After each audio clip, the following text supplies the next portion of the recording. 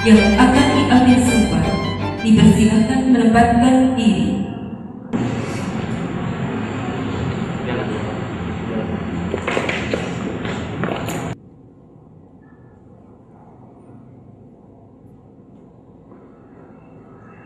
Jenderal Badan Peradilan Umum membaca dan seterusnya, menimbang dan seterusnya, mengingat dan seterusnya, memutuskan menetapkan pertama calon pegawai negeri sipil yang namanya tersebut dalam Rasul 1 diangkat menjadi pegawai negeri sipil dalam pangkat sebagai tersebut dalam Rasul 10 dan kepadanya diberikan gaji pokok sebagai tersebut dalam Rasul 13 ditambah dengan penghasilan lainnya yang sah berdasarkan peraturan perundang-undangan yang berlaku terhitung mulai tanggal tersebut dalam Rasul 14 dari daftar tampilan putusan ini. Pengambilan sumpah oleh Ketua Pengadilan Negeri Yogyakarta. Para saksi dan rohaniwan dipersilakan mengambil tempat.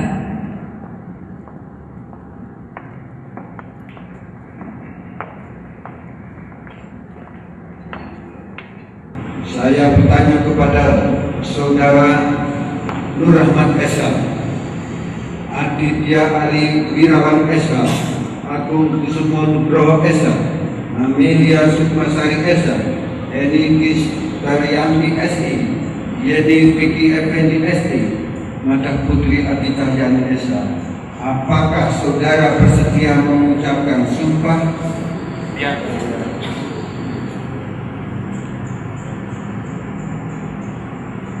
Menurut agama apa? Islam. Perlu saudara ketahui bahwa sumpah atau janji yang saudara ucapkan itu samping disaksikan oleh semua yang hadir dalam acara ini, disaksikan oleh saudara sendiri maupun semua, juga yang terpenting sekali harus diyakini bahwa sumpah atau janji yang akan saudara ucapkan tersebut disaksikan oleh Tuhan Yang Maha Esa. Tuhan yang Maha mengetahui apa yang saudara ucapkan dan apa pula yang tersimpan dalam hati saudara. Saya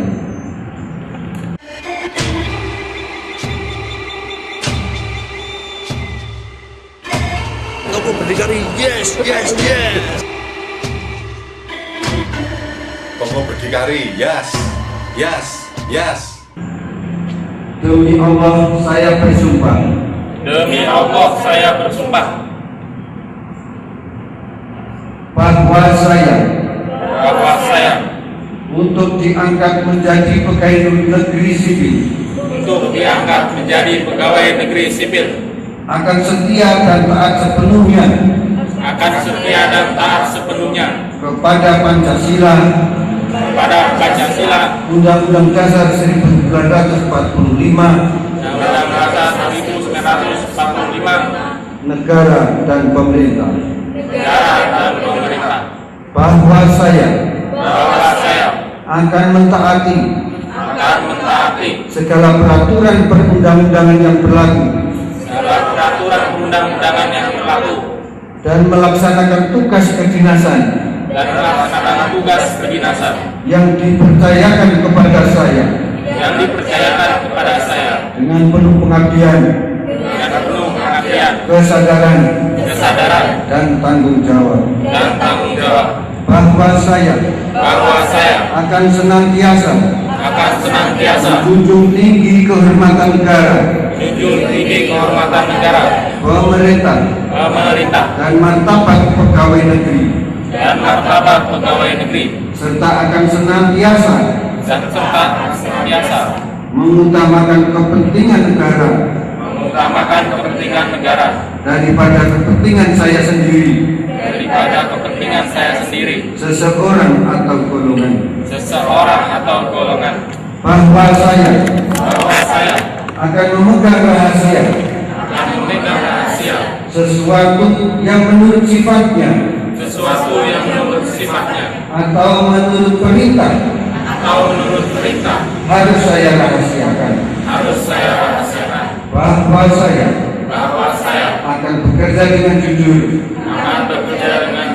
tertib, cermat, dan bersemangat untuk kepentingan negara.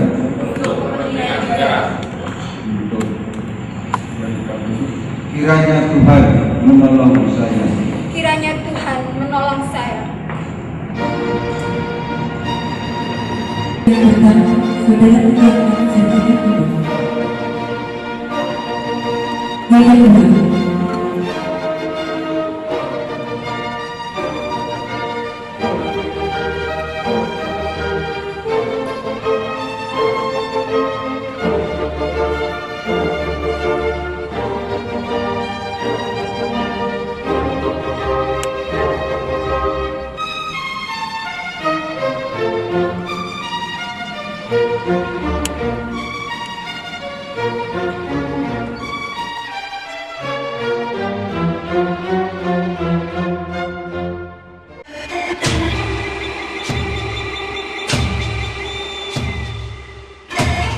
Kamu berdikari, yes. Kamu berdikari, yes.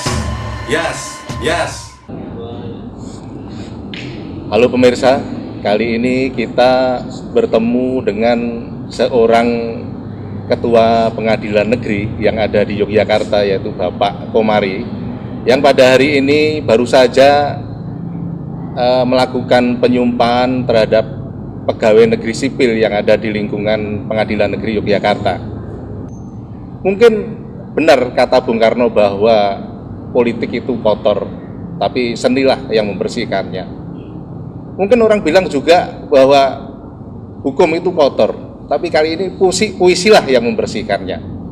Nah pemirsa, kali ini saya langsung bertemu dengan Bapak Komari dan saya berkesempatan untuk berbincang-bincang langsung dengan Pak Komari.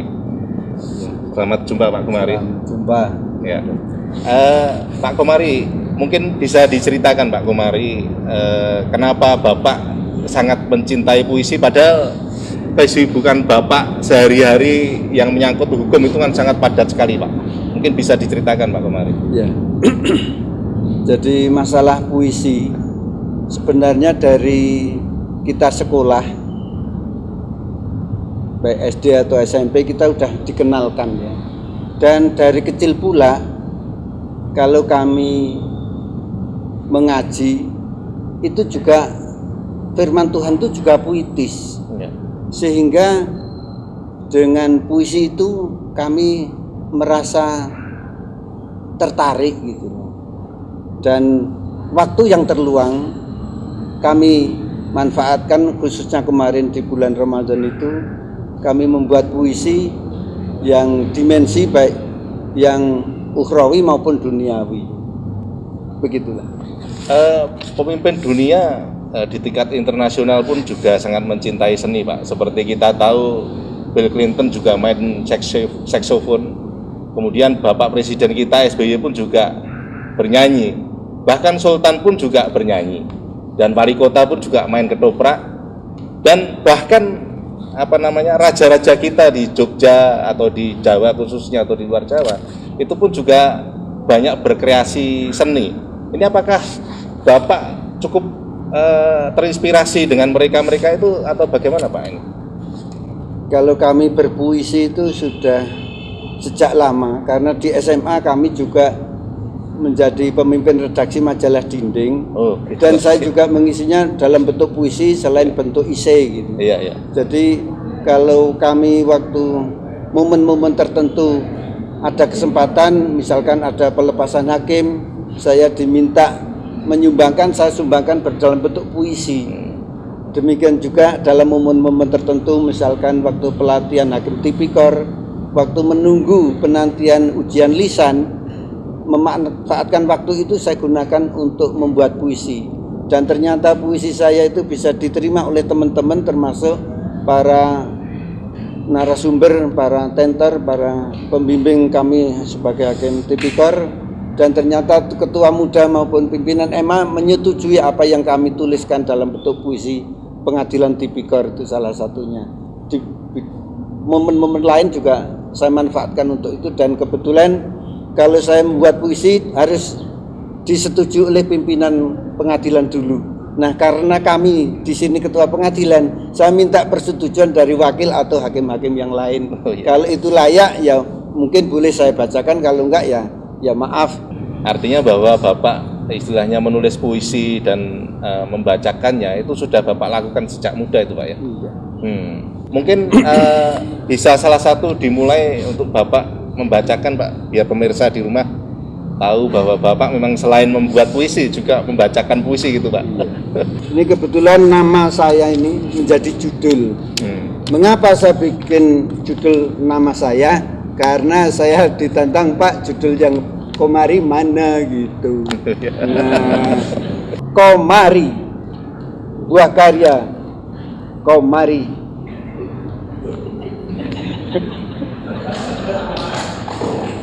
Tepuk tangannya mana?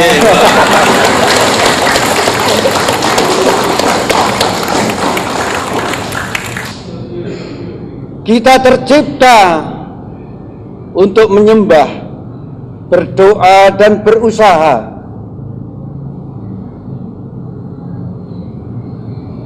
Oleh Allah, kita telah dikaruniai nikmat yang tiada tara.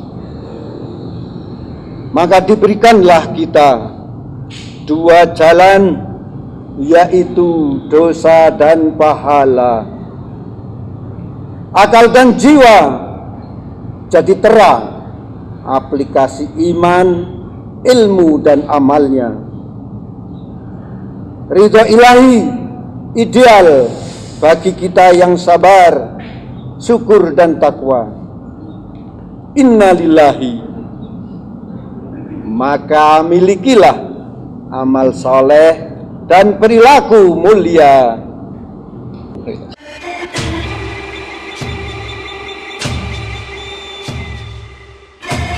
Aku berdikari, yes, yes, yes. Toko berdikari, yes, yes, yes. Gitu. Wah, ternyata hebat sekali Pak. Mungkin perlu sedikit dijelaskan Sedikit, Pak. ya. Mengapa ini? Karena saya tahu waktu masuk datang ke sini ya, wali kota dibilang wadiman, wali kota gila taman. Oh, iya. Dan kenyataan waktu tahun 76 saya kuliah di sini belum seasri dan mempesona sekarang ini. Oh, dulu Bapak alumni UI Pak ya? Iya. Angkatan berapa Pak? Tahun 76. 76. Oke, luar biasa sekali Pak. Baik. Oke Pak, mungkin sebagai penutup perlu juga dibacakan yang mungkin cukup monumental Pak, karya Bapak ini. Jadi sebelumnya kami informasikan bahwa di Indonesia sudah diundangkan Undang-Undang Pengadilan Tipikor, dan diharapkan di seluruh Indonesia, di seluruh provinsi di Indonesia berdiri Pengadilan Tipikor. Dan di Jogja tahun 2011 harus sudah terbentuk Pengadilan Tipikor, sehingga kita harus mendorong untuk mewujudkan Pengadilan Tipikor itu, sehingga kami menuangkan dalam bentuk puisi korupsi habisi gitu. Korupsi. Pak Komari, ini menarik sekali puisi yang Bapak sampaikan yang berjudul korupsi ini Pak. Tapi pemirsa RBTV di rumah pasti ingin tahu Pak, bahwa kenapa selama ini yang disidangkan di Pengadilan Negeri Jogja itu perkara-perkara korupsi yang cuma kecil-kecil aja itu Pak. Jadi pengadilan itu memiliki fungsi, tugas dan wewenang ya. Jadi pengadilan itu menerima, tugasnya itu menerima, memeriksa, memutus dan menyelesaikan perkara. Nah, perkara itu korupsi atau yang lain, yang besar atau yang kecil, pengadilan tidak tahu. Nah, kalau memang ada yang besar, mengapa tidak bisa terangkat, nggak bisa tercover oleh masyarakat atau aparat penegak hukum sehingga bisa mengalir ke pengadilan untuk disidangkan. Nah, itulah tuntutan daripada masyarakat tentunya untuk mewujudkan korupsi ini bersih, baik yang kecil maupun yang besar, mestinya harus diakomodir semuanya. Artinya pengadilan negeri Jogja khususnya itu hanya menerima aliran kasus dari pidana khusus dari kejaksaan dan polisi, Pak ya? Iya, betul begitu. Ya. Kedepannya nanti pengadilan negeri Jogja ini tetap optimis, Pak ya, menyelesaikan kasus-kasus yang mungkin sangat beragam dan banyak sekali, mulai dari yang kecil sampai yang besar, Pak. Jadi kalau yang pernah kami tangani selama 2 tahun ini, Ya. ada korupsi yang dilakukan oleh kepala sekolah, juga oleh bendahara di PNPM gitu, di UKM gitu, unit BKM ya? BKM, Badan Keswadayaan Masyarakat. Masyarakat. Ya. Nah, memang itu mungkin klasifikasinya kecil ya. Ya. Nah, kalau yang besar seperti apa, yang terjadi oleh siapa, dilakukan oleh siapa, saya kan tidak tahu, Pak. Oke, Pak. Sehingga besar kecilnya saya tidak tahu, yang pasti semua perkara yang masuk ke pengadilan akan disidangkan dan oleh hakim-hakim di lingkungan Pengadilan Negeri Yogyakarta. Dengan saya tanamkan, saya bawa moto bahwa kekuasaan tanpa hukum akan kacau. Jadi hakim juga harus mempunyai kekuasaan, juga harus menerapkan hukum supaya tidak kacau dari hasil putusannya itu. Demikian juga di masyarakat. Masyarakat mempunyai kekuasaan, jangan menggunakan kekuasaan itu yang sewenang-wenang, yang menyalahgunakan wewenang. Kalau tidak, berarti melanggar hukum. Melanggar hukum akan kacau. Nah, akhirnya ada yang tertangkap. Kemudian saya juga membawa moto di pengadilan itu bahwa hukum tanpa keadilan itu nggak ada artinya. Karena tuntutan hidup itu adalah keadilan. Sehingga pengadilan secara hakiki adalah memberikan keadilan, baik keadilan secara legal maupun secara sosiologis dan juga secara moral. Dan pemegang palu keadilan adalah di tangan hakim. Tentu hakim juga memiliki dimensi keadilan moral, keadilan sosial, dan keadilan legal atau keadilan hukum itu. Tentu saja pemirsa sekalianlah yang berhak untuk menghakimi acara ini. Akhirnya saya Argo Pratomo mengucapkan terima kasih atas perhatian Anda. Sampai jumpa.